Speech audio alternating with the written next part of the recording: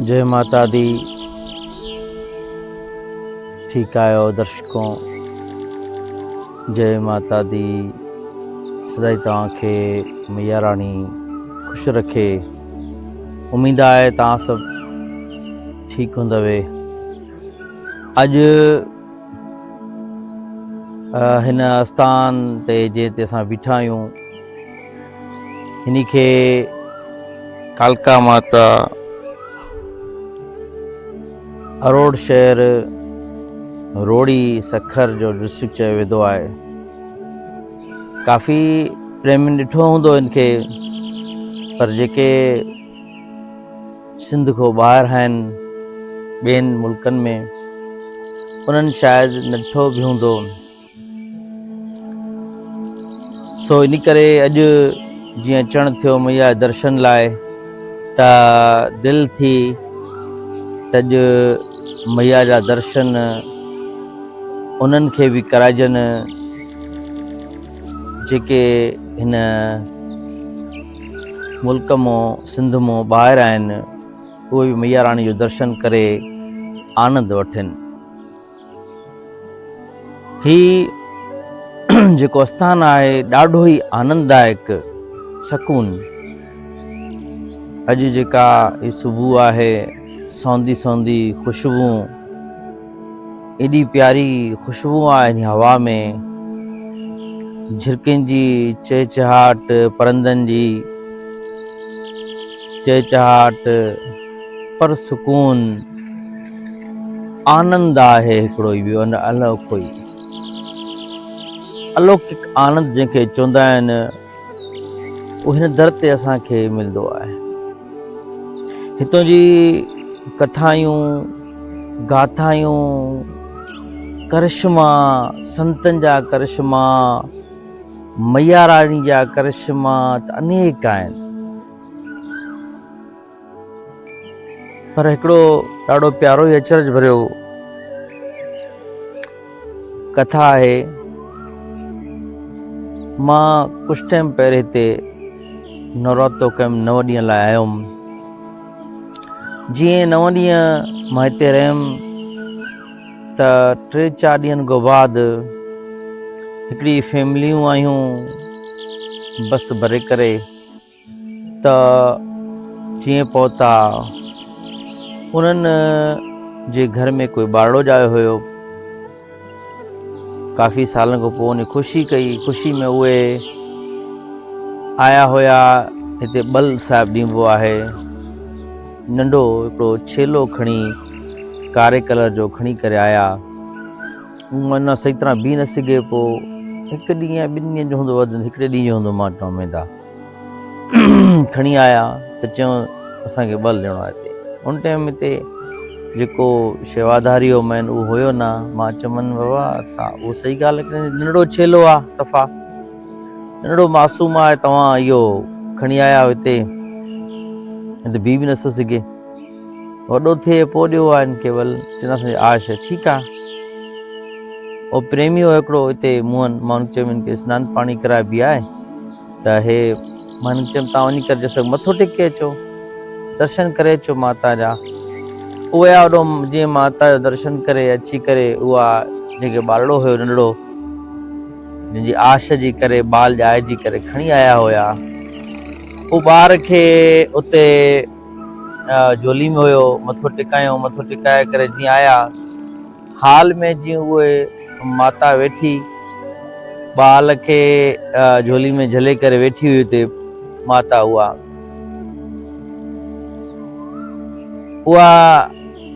मथो टेके करे जीअं वेठी मस हुई त अचानक किरी पई। जीअं किरी पई त हिकिड़ो हिते डॉक्टर हूंदो आहे शंकर लाल, मां उनखे सॾु करे वरितो। मां चयो ॾिसोसि छा थियो, ॾिठो उनखे त चयो हे गुज़ारे वई आहे।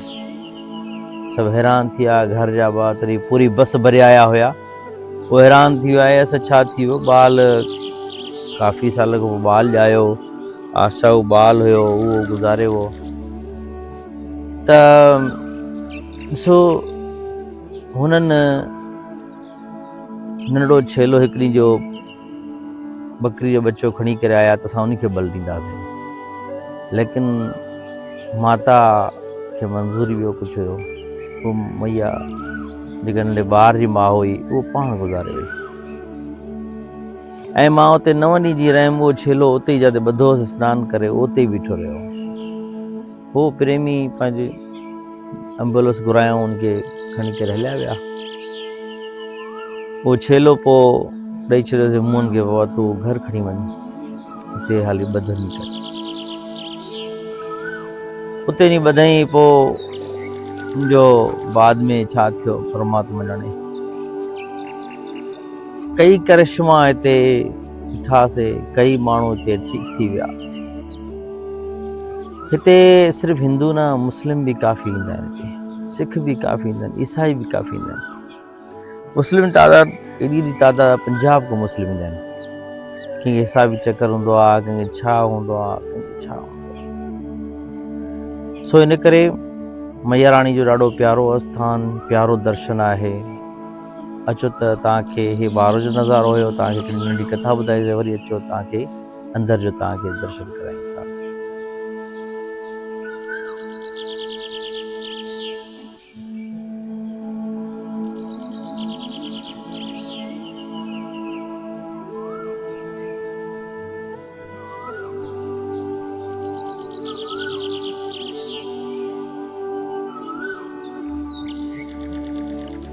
ही जेको दरवाज़ा आहे, मेन दरवाज़ो, हितों माता रानी जे अंदरि गर्भ गुफ़ा शुरू थिए थी, जंहिंखे गर्भ गुफ़ा चयो आहे। ही हाल आहे बरसात जो, ऐं हिते हे मैया राणी जो अंदरि एंट्री थियण जो गुफ़ा आहे।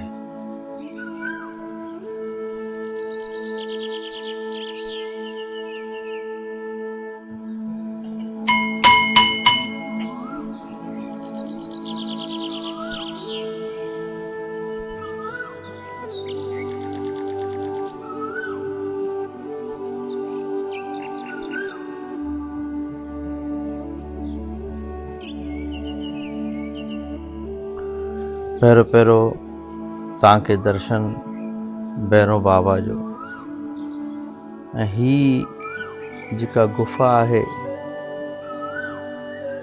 जंहिंजे बारे में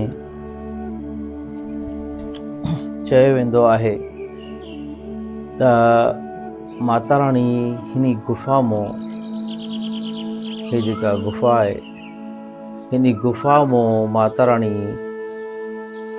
वैष्णो देवी या हिंगलाज को हिते आई आहे। हिन रस्ते ज़रिए ही माता जी प्रतिमा मैया जी ॾाढी प्यारी सुंदर मूर्ति, ऐं हितों जीअं माता अंदरि हिन गुफ़ा मां हिते आस्थान ते आई आहे, त हितों को थी करे ही जेका आस्थान आहे जेके तव्हां माता दर्शन कराईंदासीं इन गुफ़ा में, हितों गुफ़ा को अची करे हिन ते अची करे आस्थान ते थोड़ी देर लाइ विराजमान थी आहे।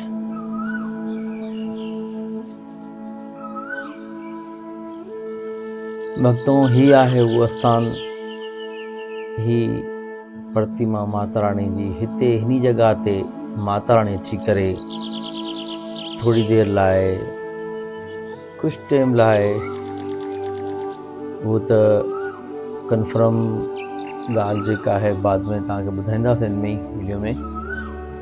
हिते माता रानी अची करे विराजमान थी आहे। माता रानी हिते थोड़ी देर लाइ वेठी आहे, जंहिंजी वजह खां हिन आस्थान खे महानता मिली आहे।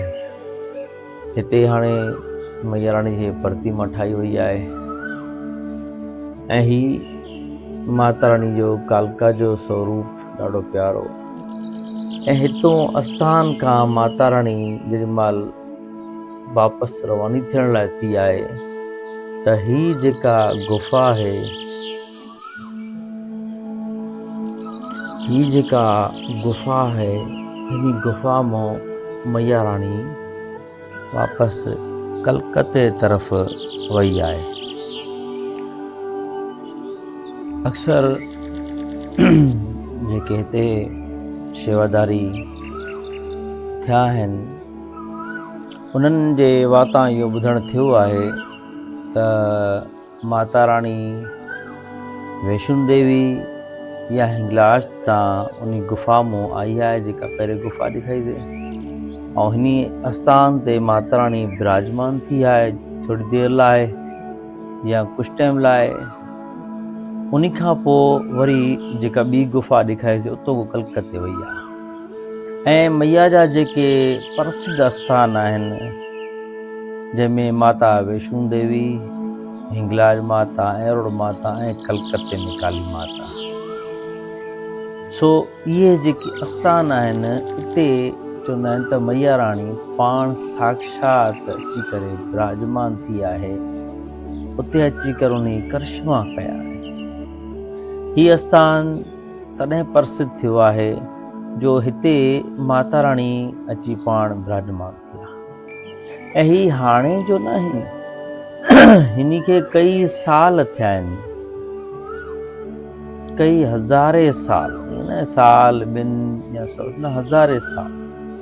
ये जेका तस्वीर आहे ही आहिनि पहिरें संत जंहिं अची करे हिते माता रानी जे दरबार खे प्रगट कयो, माता रानी जे दरबार खे ॻोल्हियो अची करे। मैया रानी ॿुधण में आयो आहे, हिनखे निंड में आई हुई त हिन जॻह ते आस्थान आहे मुंहिंजो ऐं तूं थो कर।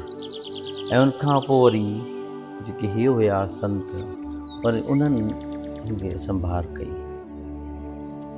ऐं उन खां पोइ वरी जेको संभार कंदड़ हुयो उहो हे हुयो भाई खबड़ू,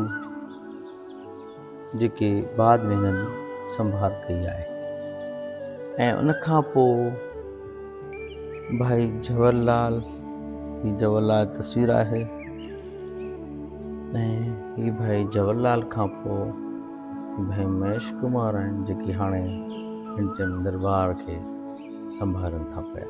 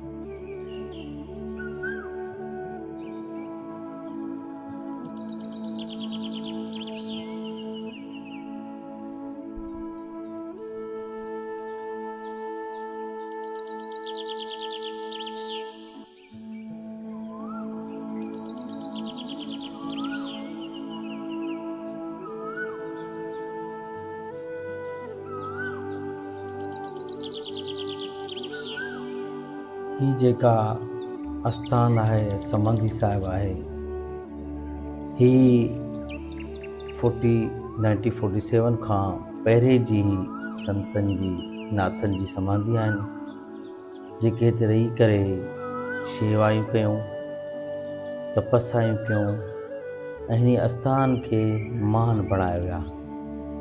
सो ही कंहिंजी समाधी आहे, हिते कीअं आस्थान ही प्रसत थियो ऐं ही कहिड़े नमूने हिते केतिरे केतिरे संतनि शेवा कई आहे, इहो सॼो तव्हांखे अॻिते हली करे वीडियो में ॿुधाईंदासीं।